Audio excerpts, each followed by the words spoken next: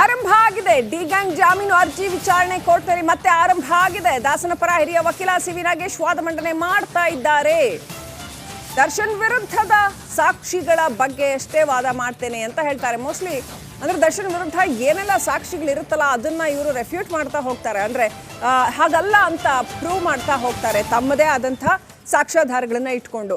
So ಅದನ್ನ ಹೇಗೆ ಮಾಡ್ತಾರೆ ಅಂತ ಕಾದು ನೋಡಬೇಕಾಗಿದೆ. ಅಂದರೆ ದರ್ಶನ್ ಸಾಕ್ಷ್ಯ ನಾಶ ಮಾಡಬಹುದು ಅನ್ನೋಂಥದ್ದಕ್ಕೆ ಇಲ್ಲ ಹಾಗಾಗ್ಲಿಕ್ಕಿಲ್ಲ ಅಂತ ಮಾಡ್ತಾರೆ, ಅಥವಾ ಇನ್ನು ಏನೆಲ್ಲ ದರ್ಶನ್ ವಿರುದ್ಧದ ಸಾಕ್ಷಿಗಳು ಇಡೀ ಕೊಲೆಯ ಪ್ರಕರಣದಲ್ಲಿ ಸಾಕ್ಷಿಗಳಿದೆಯಲ್ಲ ಅದನ್ನ ಹಾಗಲ್ಲ ಅಂತ ವಾದ ಮಾಡೋದ್ರ ಮುಖಾಂತರ ನನ್ನ ಕಕ್ಷಿದಾರರಿಗೆ ಬೇಲ್ ಕೊಡಿ ಅಂತ ವಾದ ಮಂಡನೆ ಮಾಡ್ತಾರೆ ಸಿ.ವಿ. ನಾಗೇಶ್ ಅವರು. ಏನು ಹೇಳ್ತಾರೆ, ಪಾಯಿಂಟ್ಸ್ ಏನಿರುತ್ತೆ ಅನ್ನೋದು ಕುತೂಹಲಕ್ಕೆ ಕಾರಣ ಆಗಿದೆ. ವೀಕ್ಷಕರೇ, ಚಾರ್ಜ್ ಶೀಟ್ನಲ್ಲಿ ಏನೆಲ್ಲ ಅಂಶಗಳಿದ್ವು ಅನ್ನೋದನ್ನು ಕೂಡ ನಾವೆಲ್ಲರೂ ನೋಡಿದ್ದೀವಿ. ಸೊ ಈಗ ಸಿ.ವಿ. ನಾಗೇಶ್ ಅವರ ವಾದ ಹೇಗಿರುತ್ತೆ? ಹಿರಿಯ ವಕೀಲ ಸಿ.ವಿ. ನಾಗೇಶ್ ವಾದ ಮಂಡನೆ ಮಾಡ್ತಾ ಇದ್ದಾರೆ. ದರ್ಶನ್ ವಿರುದ್ಧದ ಸಾಕ್ಷಿಗಳ ಬಗ್ಗೆ ಅಷ್ಟೇ ವಾದ ಮಾಡ್ತೀನಿ ಅಂತ ಹೇಳಿದ್ದಾರೆ ಸಿ.ವಿ. ನಾಗೇಶ್.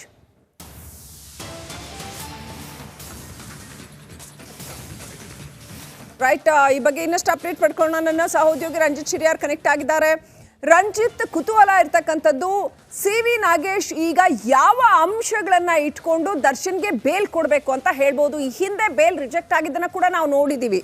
ಸೊ ಯಾವ ಅಂಶಗಳ ಮೇಲೆ ಸಿ.ವಿ. ನಾಗೇಶ್ ವಾದ ಮಂಡನೆ ಮಾಡ್ತಾರೆ ಅಂತ ಅನ್ಸುತ್ತೆ? ನಿಮ್ಮ ಹತ್ರ ಏನಿದೆ ಆ ಕುರಿತಾಗಿ ಅಪ್ಡೇಟ್?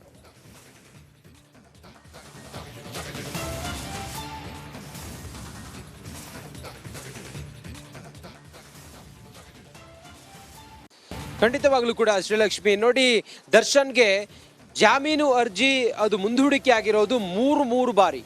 ಇವತ್ತು ದರ್ಶನ್ಗೆ ಜಾಮೀನು ಸಿಗುತ್ತೆ ಅನ್ನುವ ದೃಢವಾದ ವಿಶ್ವಾಸದಲ್ಲಿ ಅವರ ಅಭಿಮಾನಿಗಳಿದ್ದಾರೆ. ಆದರೆ ಇವತ್ತು ಜಾಮೀನು ಸಿಗುತ್ತಾ ಅನ್ನೋದು ಭಾರಿ ಕುತೂಹಲ ಕೆರಳಿಸಿದೆ.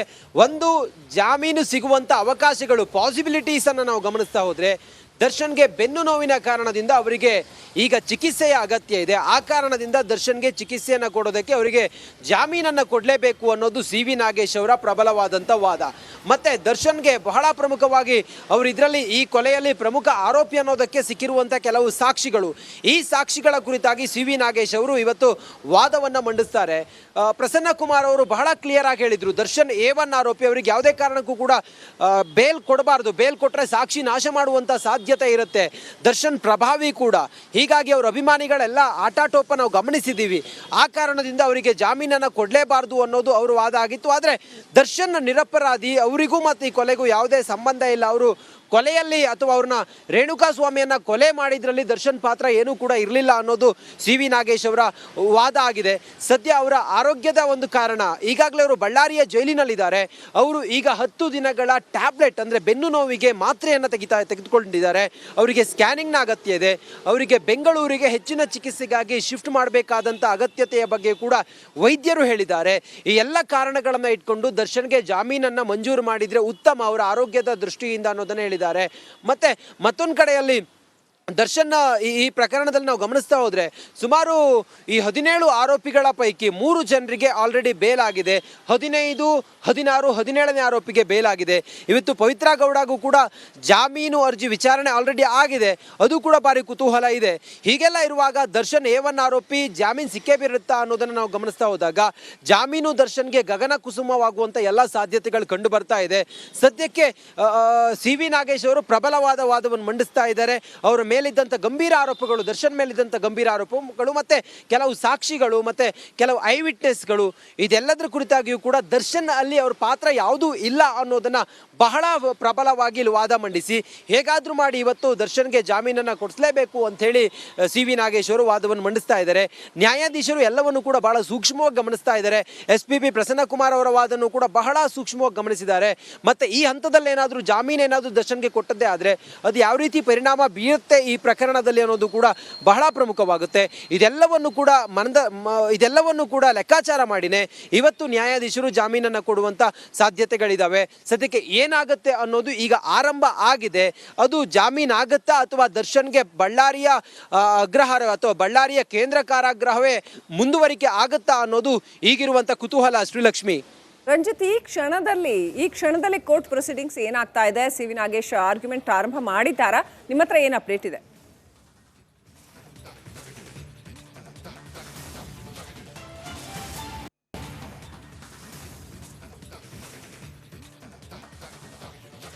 ಶ್ರೀಲಕ್ಷ್ಮಿ, ಈ ಹೊತ್ತಿಗೆ ಈ ಕ್ಷಣಕ್ಕೆ ಈಗ ಸಿ.ವಿ. ನಾಗೇಶ್ ಅವರು ಹಿರಿಯ ವಕೀಲರು ತಮ್ಮ ವಾದವನ್ನು ಮಂಡಿಸಿದ್ದಾರೆ.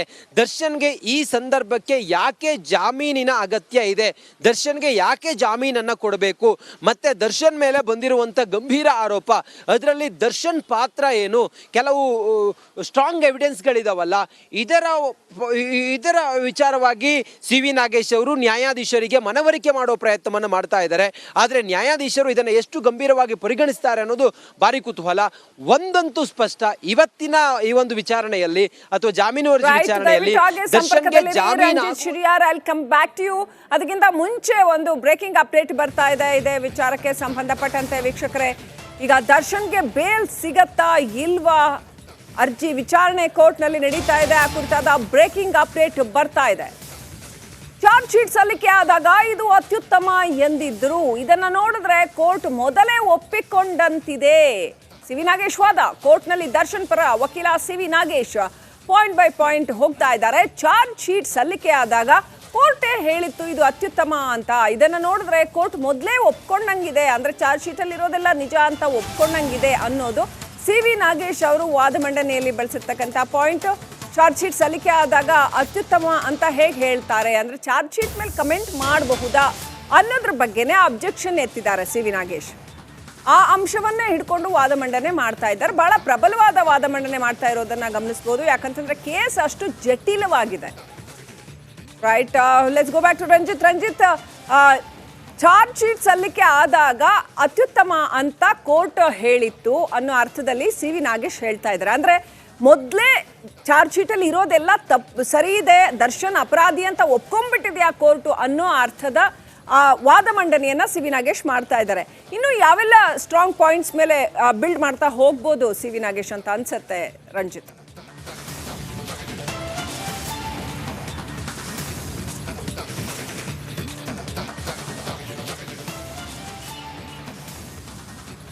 ಖಂಡಿತವಾಗಲೂ ಕೂಡ ಶ್ರೀಲಕ್ಷ್ಮಿ, ಸಿ.ವಿ. ನಾಗೇಶ್ ಅವರು ಹಿರಿಯ ವಕೀಲರು. ಇಂಥ ಕ್ರಿಟಿಕಲ್ ಸಂದರ್ಭಗಳಲ್ಲೂ ಕೂಡ ಅಥವಾ ಇಂಥ ಸ್ಟ್ರಾಂಗ್ ಎವಿಡೆನ್ಸ್ಗಳಿರುವಾಗಲೂ ಕೂಡ ಅದರಿಂದ ಹೇಗೆ ತಮ್ಮ ಕಕ್ಷಿದಾರರನ್ನ ಹೊರಗಡೆ ಕರ್ಕೊಂಡು ಬರುವುದು ಅನ್ನುವ ಒಂದು ಲೆಕ್ಕಾಚಾರ ಅವ್ರಿಗೆ ಖಂಡಿತವಾಗ್ಲೂ ಕೂಡ ಇದ್ದೇ ಇರುತ್ತೆ. ಅವರು ಬಹಳ ಪ್ರಮುಖವಾಗಿ 3900 ಪುಟಗಳ ಆ ಚಾರ್ಜ್ ಶೀಟ್ನಲ್ಲಿ ಮೆನ್ಷನ್ ಮಾಡಿದಂಥ ಕೆಲವೊಂದಿಷ್ಟು ಎವಿಡೆನ್ಸ್ಗಳು, ಸಾಕ್ಷ್ಯಾಧಾರಗಳು, ಇದರ ಬಗ್ಗೆ ಕಮೆಂಟ್ ಮಾಡ್ತಾ ಇದ್ದಾರೆ. ಆರಂಭದಲ್ಲಿ ಚಾರ್ಜ್ ಶೀಟನ್ನು ನೋಡಿದಂಥ ಕೋರ್ಟ್ ಅದ್ರ ಬಗ್ಗೆ ಕಮೆಂಟ್ ಮಾಡಿತ್ತು. ಈಗ ಸಿ.ವಿ. ನಾಗೇಶ್ ಅವರು ಇದನ್ನು ಪ್ರಸ್ತಾಪ ಮಾಡಿ ಇಲ್ಲಿ ನ್ಯಾಯಾಧೀಶರ ಮುಂದೆ ಹೇಳ್ತಾ ಇದ್ದಾರೆ. ಹೇಗೆ ಸಾಧ್ಯ ಆಗತ್ತಿದು? ಪೊಲೀಸರು ಚಾರ್ಜ್ ಶೀಟನ್ನು ಸಲ್ಲಿಕೆ ಮಾಡಿದ್ದಾರೆ, ಆದರೆ ಅದೇ ಸತ್ಯ ಅಂಥೇಳಿ ಒಪ್ಕೊಳ್ಳಿಕ್ಕೆ ಹೇಗೆ ಸಾಧ್ಯ ಆಗುತ್ತೆ? ದರ್ಶನ್ ಈ ಪ್ರಕರಣದಲ್ಲಿ ಅವರ ಪಾಲು ಇಲ್ಲ, ಅವರು ಕೊಲೆ ಮಾಡಿದ್ದಾರೆ ಅನ್ನೋದಕ್ಕೆ ಯಾವುದೇ ಪೂರಕವಾದಂಥ ಸಾಕ್ಷಿ ಇಲ್ಲ. ಕೊಲೆಯಾದಂಥ ಸಮಯದಲ್ಲಿ ದರ್ಶನಲ್ಲಿ ಇರಲಿಲ್ಲ. ಅವರು ಮೆಸೇಜ್